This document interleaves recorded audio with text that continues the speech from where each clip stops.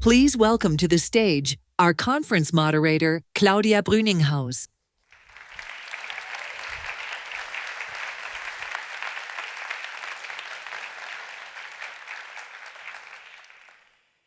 Dear guests, ladies, gentlemen, humans around the globe and here at ESMT Berlin, let me welcome you to the Global Solutions Summit 2025.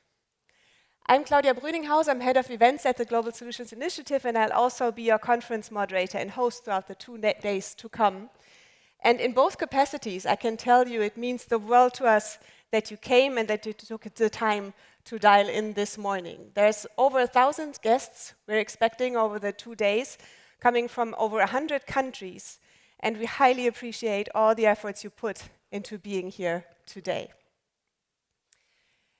Now, when I prepare welcome speeches like this, I have a habit of talking them through with my father first, and to set the tone to get the messaging right.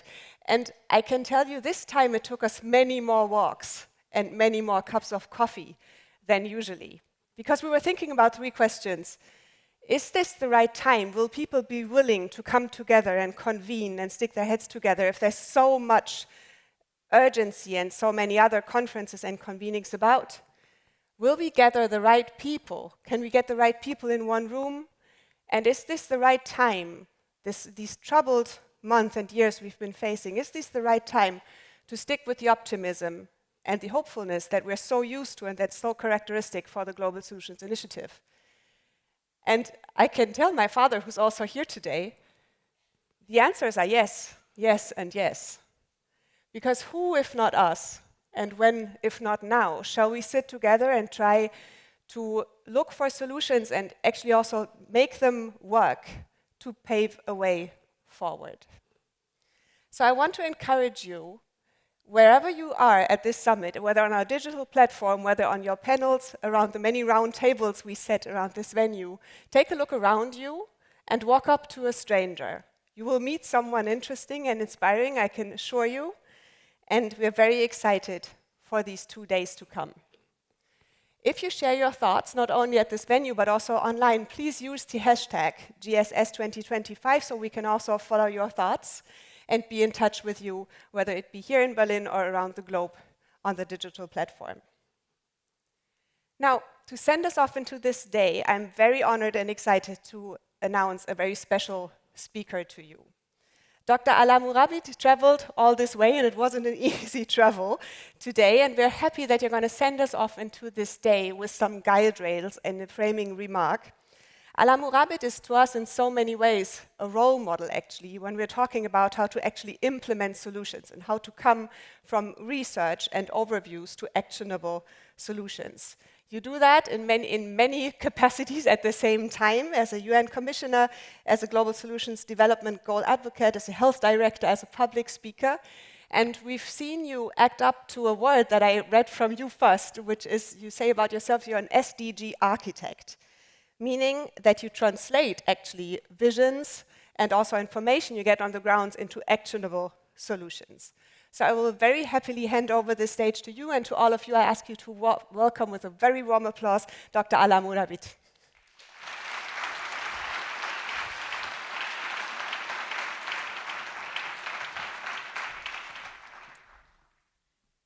Good morning. It is my absolute pleasure to be here with you today, and a particular good morning to Claudia's parents.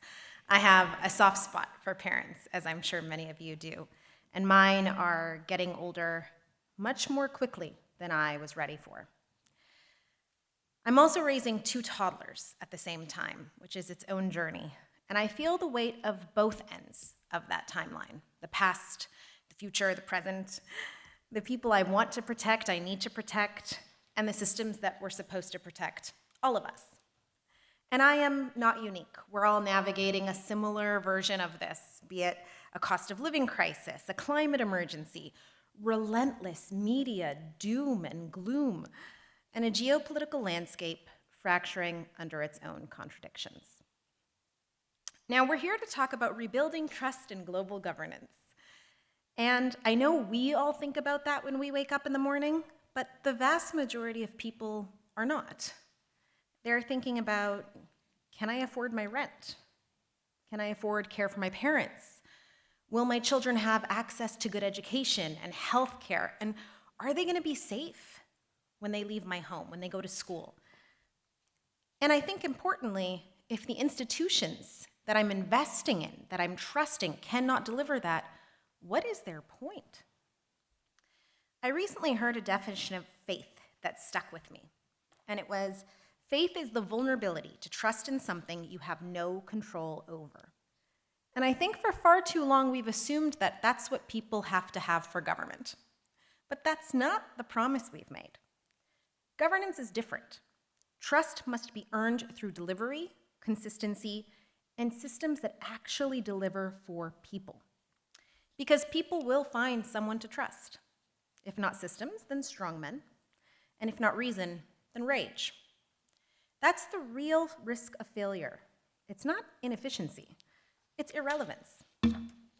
Now, I was 6 when I first learned the word collaboration. And just between you and I think my parents did it on purpose so I would share my toys with my other 10 brothers and sisters. And I will be honest, collaboration is a real chore of diplomacy for me. When I founded Voice of Libyan Women during the revolution in Libya, I ended up having to negotiate with community and global leaders. And in the years since, I've shaped policy at the highest global levels. And collaboration has been a really important foundation of that. But over the years, I've watched collaboration become heavier. It's become more bureaucratic. It's more performance and symbolic than it is strategic. And the system we have today is a far departure from what it was meant to be when it was first established. So we've arrived at a point where reform is more of a ritual. It's something we say, a performance of change without real consequence. So take the Humanitarian Aid Summit in Geneva, where 52 countries pledged reforms. But what consequential action has there been? What's the practical change? Or I'm sure you've all seen it, the UN 80 memo, which outlines plans to restructure, merge agencies, relocate staff, flatten management, all in the name of efficiency. But I think we should start asking, efficiency in service of what? If the point is to do, and if reform is just a euphemism for doing the same with less, or worse, less with less, we're missing the point entirely. The challenge isn't that our global systems aren't working. I would argue that they're actually doing the wrong things and doing them very, very well. Across aid, finance, humanitarian, and development systems, decisions are centralized and costs are exported. Those on the front lines, women in conflict zones, young leaders, smallholder farmers, frontline healthcare workers, are reduced to spectators in their own futures. And our systems are meticulously designed for fragility, in fact. A single geopolitical tremor triggers a cascade of crises, and all of our solutions, emergency aid, loans, climate finance, often reproduce the very dependencies they claim to address. Now, one of the things I will emphasize, particularly with the emergence of AI and how it's reshaping everything from agriculture to labor to governance, I think a question that becomes even more urgent, the real test of the future, will be this: how do we ensure that people feel and have a sense of agency? That loss of agency, the feeling that decisions affecting your life and your loved ones are made elsewhere by others who you don't know or by machines you can't control, will create a sense of powerlessness that would be catastrophic, and I don't mean this hyperbolically, for prosperity, peace, and trust. So this can't just be about reforming or slight adjustments to our existing systems, making them leaner or more efficient. It's about making them life-affirming, future-proof, future-ready, rooted in dignity, and regenerative. So today, I want to offer a direction. 3 shifts I think could be really important over the next 2 days as we discuss solutions, and over the future years as we really change the landscape. The first, let's start with delivery, not performance. We need to stop confusing intention with impact. In the middle of the COVID-19 pandemic, local leaders in Nigeria scaled a digital surveillance system, SORMAS, which outperformed international actors by leaps and bounds. It worked because it was embedded, trusted by the community, and designed by the community. We look at Kudumbashree women's collectives in India, which mobilized 4.5 million women during recent flooding to create resilience hubs that reached communities faster than any of our traditional response mechanisms. And still, only 1.2% of direct humanitarian aid reaches local actors. Let me repeat that, 1.2% of direct humanitarian aid reaches local actors. Less than 12% of climate finance gets to frontline communities. And absolutely catastrophically, as a physician, less than 10% of global health financing is actually governed by recipient countries. We have created parallel systems. We need platforms that deliver in real time and deliver where it matters. That is how we rebuild trust. Delivery is the new legitimacy. My second is to redesign with regeneration. We have to stop treating institutions like machines and start treating them like ecosystems. A regenerative approach means designing for local agency and interconnection. It means embedding inner development and admitting when we have been wrong, when we could learn better, and when we can do more. And holding space for emergence, because transformation is never a linear process. It is always a living one. Look at the Baltic Sea region's climate adaptation reform, launched last month after devastating coastal flooding. Instead of creating another siloed agency, they built a living network that connects farmers, urban planners, infrastructure experts, community activists in real-time decision-making. We must ask, are we creating the conditions that are conducive to life for people, ecosystems, and society? And the third, which I think is actually the hardest today, is to lead by moving first, not waiting for consensus. I know it goes exactly opposite of collaboration, but trust me on this one. When I launched the Noor campaign, we confronted religious justifications for gender violence. I was told it wouldn't work. I was actually told to avoid doing it entirely. They said that we were giving power to religious leaders, that consensus was impossible. But we weren't waiting for consensus, and I really didn't want to keep playing by rules of a game that I was not even part of establishing. I wanted to go after the root. I wanted to challenge the very rules the game had been set up with, and the only way to do that was to tackle that underlying understanding. That's what this moment requires, not just innovation, but integrity. A decision that we are actually going to go after the root challenges of why our systems have been designed to fail. Now, leadership isn't about protecting credibility. It's about using it boldly. A system that centers donors over doers, expediency over equity, and optics over outcomes will never be future-proof. And I think this is particularly important to emphasize in Berlin because Europe holds a very unique advantage. That's not just legacy, it's actually leverage. Lead by shifting the rules. You've done it before, time and time again. But lead by shifting the rules in trade and tech and climate around justice and shared outcomes. From coalitions to ambition, not consensus. An open space for others to co-lead, not to compete. You've done it with climate targets and GDPR, so do it again, but this time with dignity and distributed power as your defining export.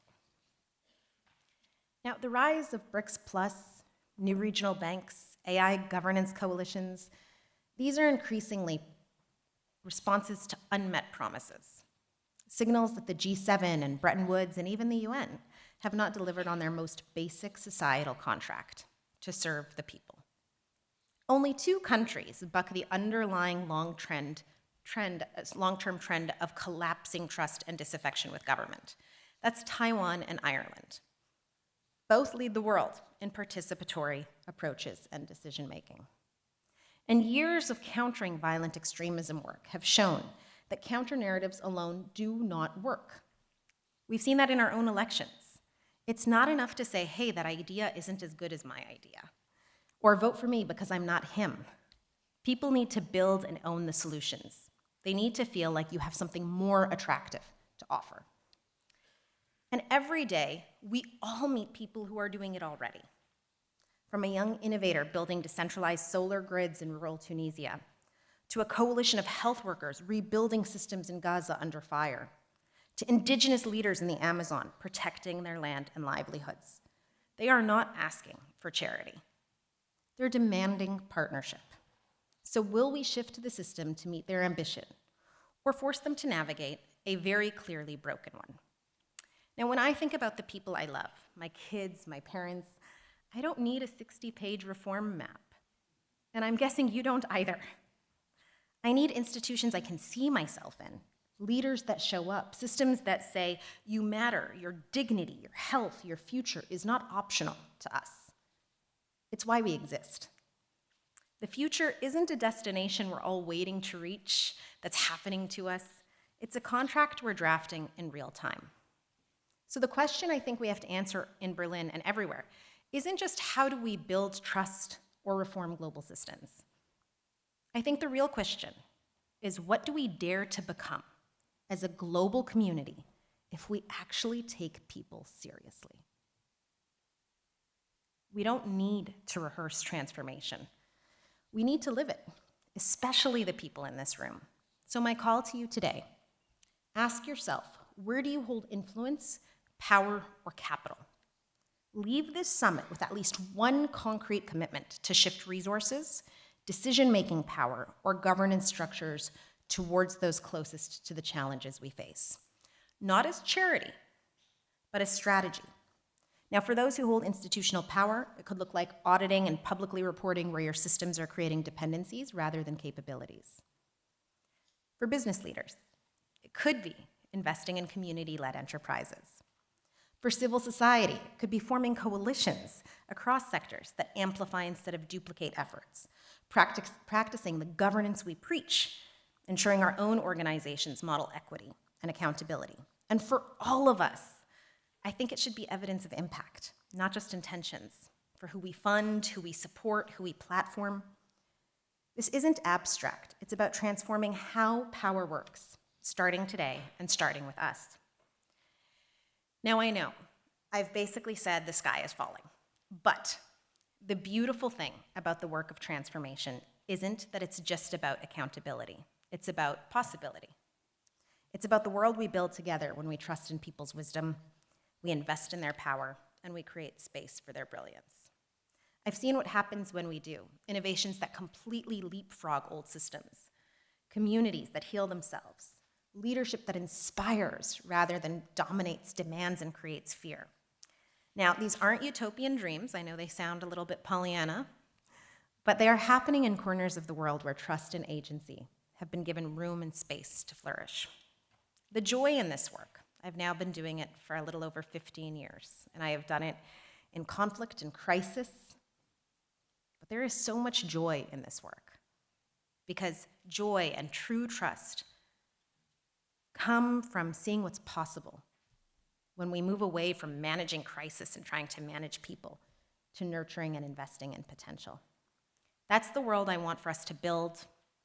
That's the world I want my kids to inherit, one that not just survives, but thrives. We still have time to change the game. And I would argue that if you're in this room, we are fully accountable to do it. Thank you.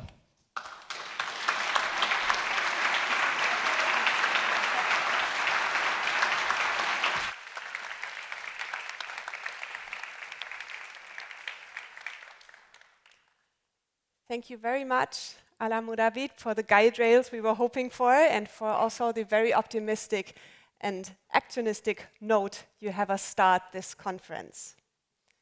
Now let me introduce another of your hosts to you, and that's actually the director and president of the European School for Management and Technology, which is giving this summit a home. And that's very important, first of all, because our office would not at all be large enough to host all of you, but also because you come with a highly professional team backstage, and much more importantly, this entire school and institution breathes a spirit of curiosity and of globality that suits this entire idea so well. And we cannot thank you and your team enough for having us again. And please let me introduce to all of you the president of the European School of Management and Technology, Mr. Jörg Rocholl.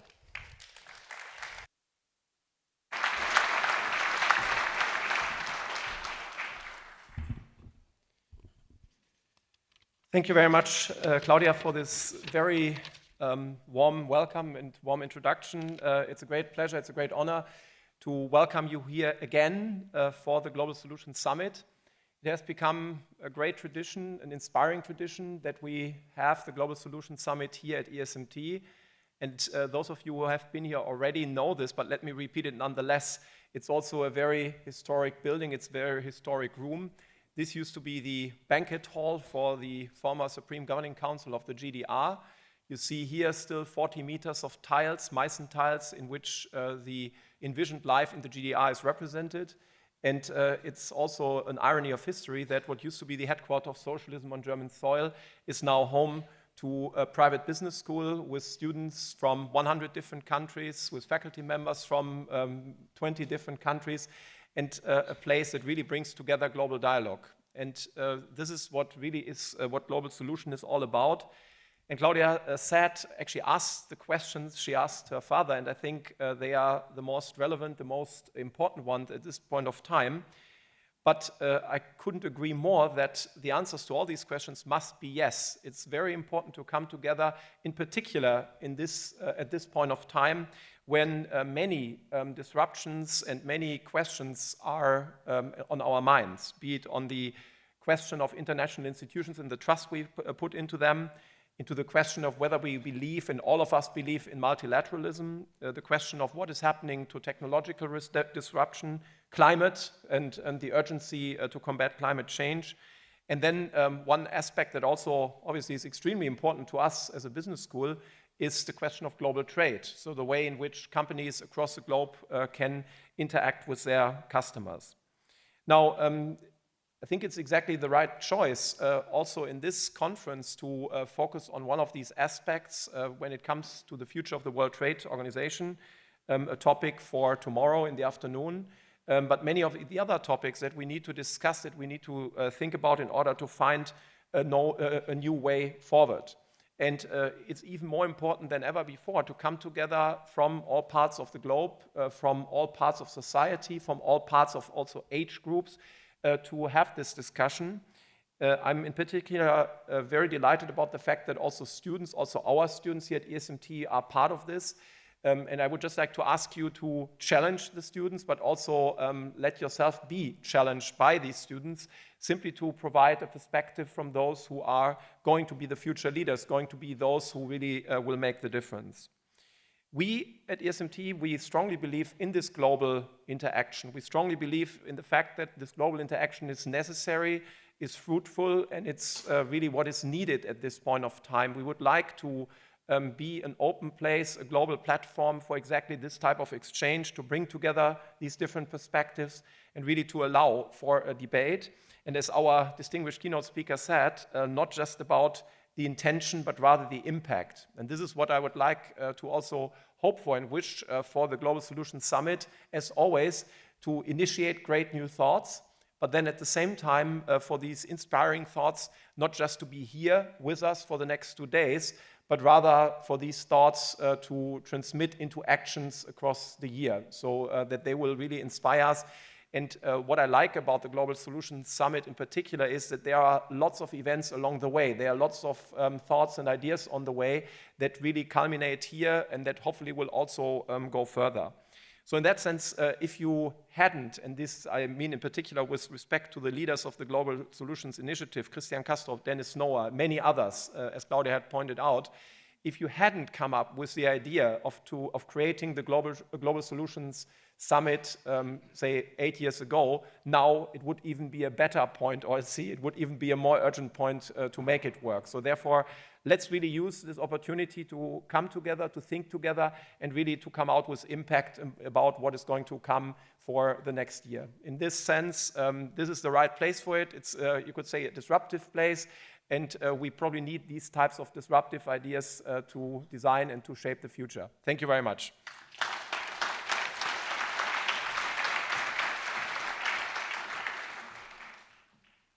Thank you very much, Professor Rocholl, to you and your entire team for partnering with us and for giving this summit a home.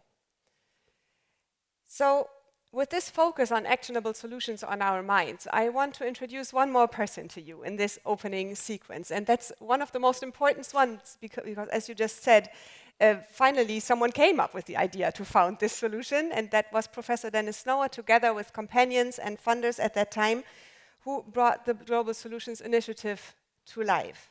So let's hear about the ideas at the very core of this institution, of this gathering, and also about the hopes that we put in all of you for the 2 days to come. Please welcome to this stage the President of the Global Solutions Initiative, Professor Dennis Snower.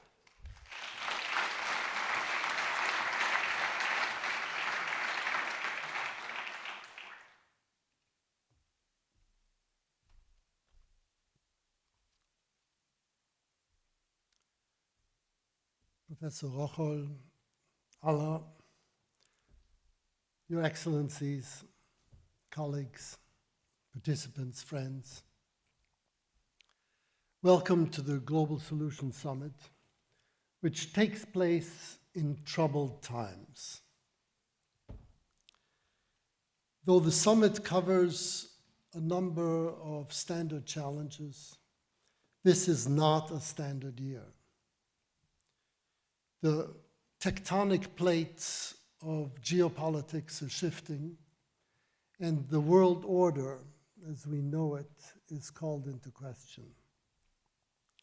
The problems we deal with here are largely shared global problems, which no country can handle on its own. But we find ourselves trapped in a fractured world, one in which my nation first thinking is proliferating across the globe. So policies that are globally ambitious in nature, such as the complete implementation of the Sustainable Development Goals by 2030, are looking increasingly irrelevant. New approaches are called for that make the best of our troubled circumstances. And I believe a good starting point for thinking about these new approaches is to recognize that our economies and our polities are not autarkies of sovereign units. They are rather relational fields in webs of economic and political interdependence. These fields are shaped by influence, power, moral values, norms, institutions. And in order to exert true influence within them, we need to think about shaping these relational fields. Now, surprising as this might sound, this actually suggests a number of promising avenues of how to respond to my nation first thinking. What could these responses involve in the short, medium, and long run? Let me go through them.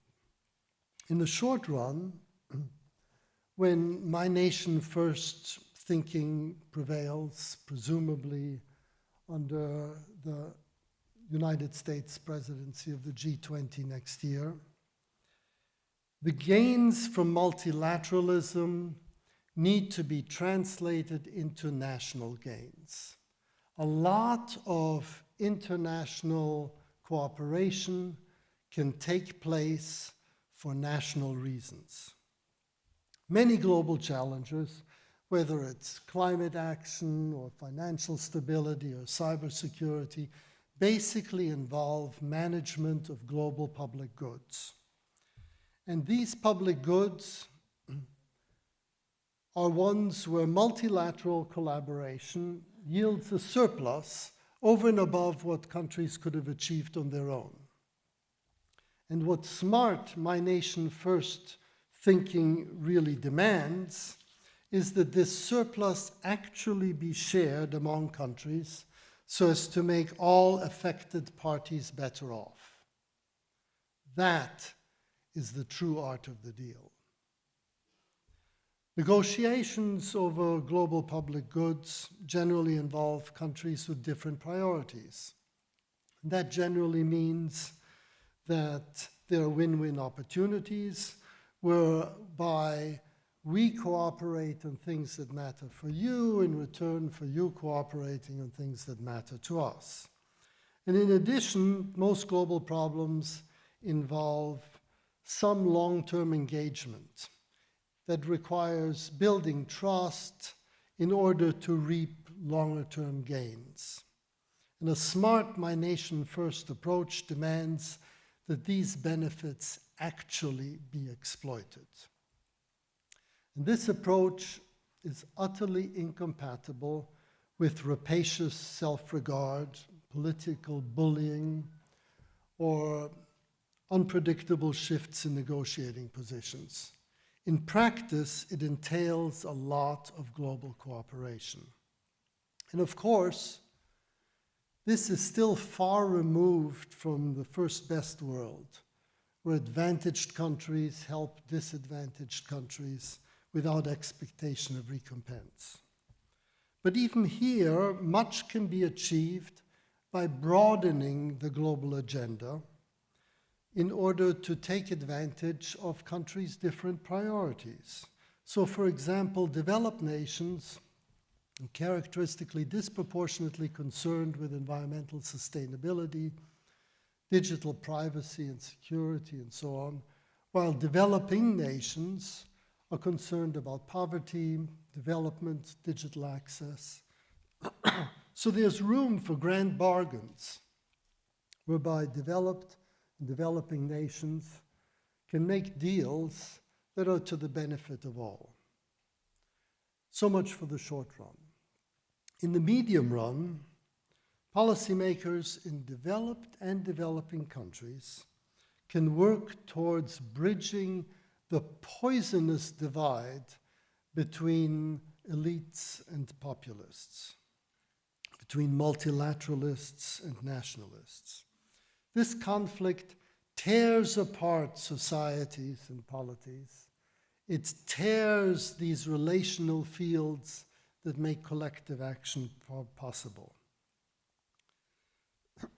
The populists who claim to represent the unified will of the people against the elites who hold disproportionate power in their societies, CEOs, financiers, big tech operatives, senior civil servants, professors at prestigious universities, and so on.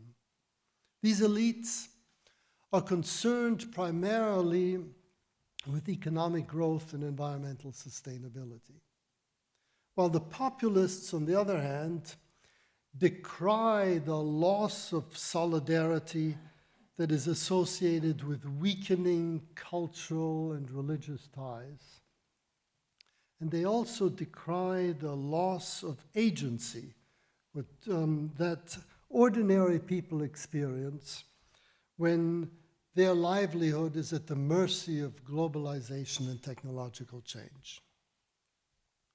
While currently elites and populists focus on each other's weaknesses, why they hate one another, we could actually focus on their strengths.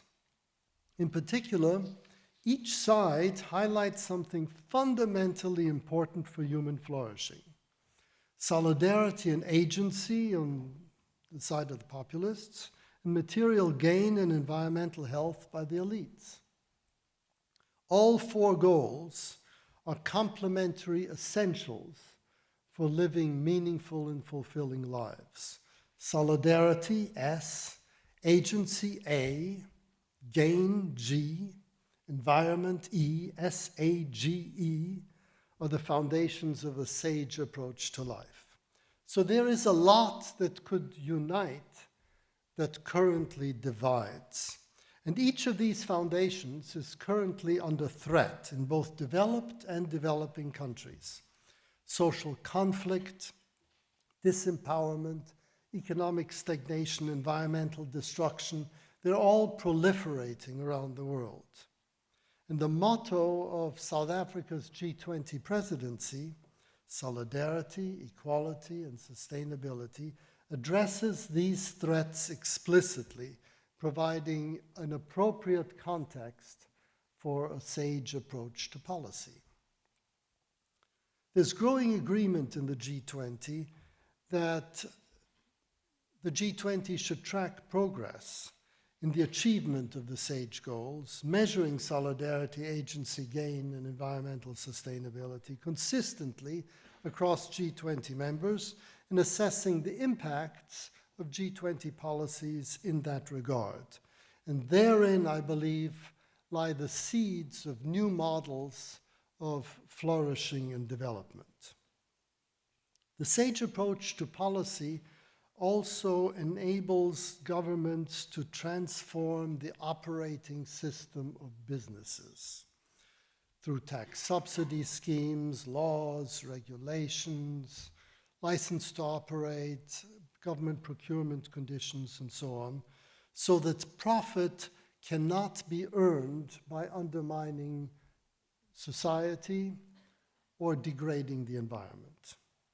And the Global Solutions Initiative works in collaboration with top research institutions, T20 think tanks, Harvard, Oxford, University College London, to drive this data gathering and policy advisory approach.